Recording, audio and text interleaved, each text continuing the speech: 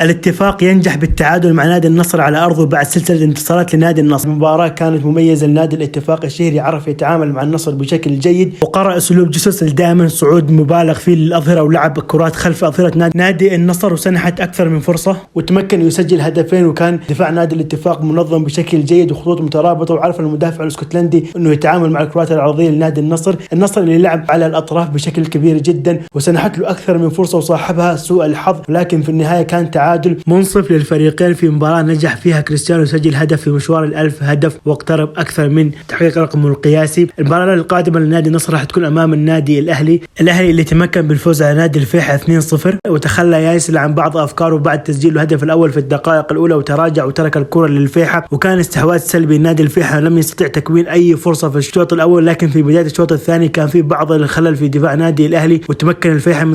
صناعة أكثر من فرصة تعامل معها حارس النادي الأهلي بشكل جيد حتى سجل إيبانيز هدف من ضربة رأسية. إيبانيز قدم كل شيء في هذه المباراة لكن في النهاية خرج بالكرت الأحمر وراح يغيب عن المباراة القادمة أمام نادي النصر. ياسل أمام تحدي كبير بمواجهة جيسوس بهذه الغيابات، راح نشوف كيف راح يتعامل مع المباراة ومين راح يقدر يفرض أسلوبه على المدرب الثاني. ياسل غالبا راح يتخلى عن الضغط العالي زي ما سوى اليوم بعد الغيابات وراح ينضاف لها إيبانيز، وهذا راح يكون مؤثر على خط دفاع نادي الأهلي. ياسل راح يكون مطالب إنه يتعامل مع أفضل فريق هجوميا في الدوري يمتلك الهداف والوصيف في فترة صعبة على النادي الأهلي. أما النصر في الجانب الآخر مطالب جيسوس إنه يعود إلى سلسلة الانتصارات مرة أخرى ويتعامل مع اللعيبة المواليد اللي بيبطئوا رتم الفريق بالمحافظة على الكرة أكثر من اللازم في أحيان كثيرة وصعود الأظهرة المبالغ فيه اللي أكيد راح يحاول يستغلها مدرب النادي الأهلي بوجود جوليانو وبالشامات، وراح تكون